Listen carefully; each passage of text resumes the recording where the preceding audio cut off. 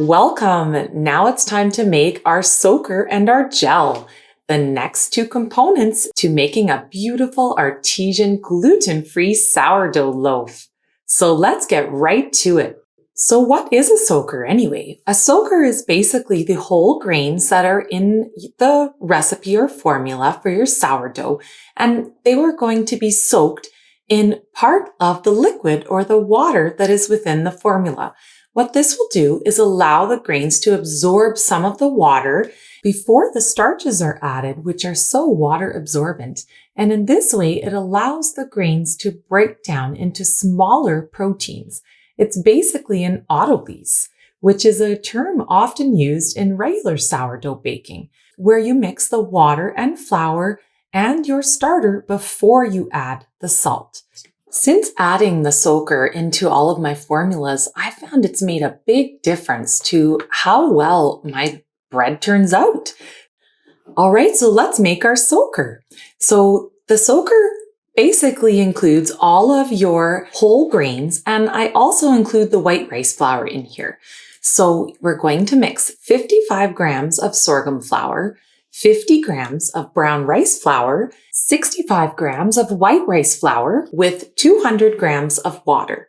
And you want to make sure that your water is either the filtered water or water that's been sitting on your countertop for 24 hours, because we do want the bacteria and yeast in our leaven to continue to work once they're combined with our soaker.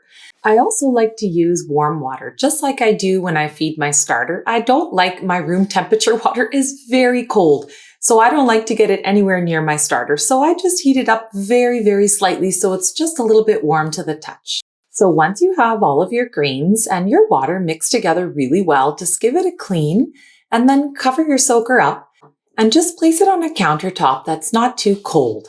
And then we'll go ahead and make our gel. So what is a gel?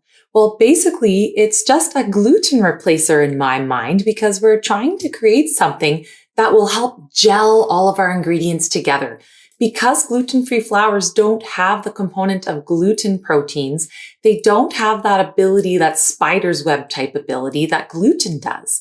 So the gel helps imitate that gluten and thereby helping to gel all of our ingredients together and help bind them together just like gluten does. So let's make our gel already. So first I'll add 30 grams of olive oil. I like to use a good quality extra virgin olive oil as I find it lends a lot of flavor. Then we'll add 16 grams of maple syrup. Of course, being Canadian, there's no other natural sweetener that I would ever go for. Then 18 grams of apple cider vinegar. I call apple cider vinegar my key ingredient when it comes to gluten-free baking. There's something magical about it that helps activate those yeast. Next, we're going to add 100 grams of aquafaba. And if you're wondering what on earth is aquafaba, basically it's just chickpeas, also called garbanzo beans, that have been placed in water and soaked. And it ends up turning out to be kind of like an egg. It really helps to bind things together like an egg does. So, and that's the garbanzo flour as well, does the same thing. So then all we have left to add is our salt and our psyllium husks. Now I use whole psyllium husks because I find them a lot nicer. However, you can use powder if that's all you have access to. You'll just have to use less. And I haven't tested it, so I don't know how much less. And it's best to add your psyllium husk at the end of your ingredients here, because if you put it in at the beginning, the liquid, when it hits it, will just start to make it into a gel almost instantly. So just add it at the end and you'll be all set. Give it a really good mix, and within minutes, that psyllium husk is going to create a gel that's almost like Jell-O. You're going to be amazed if you've never worked with it before.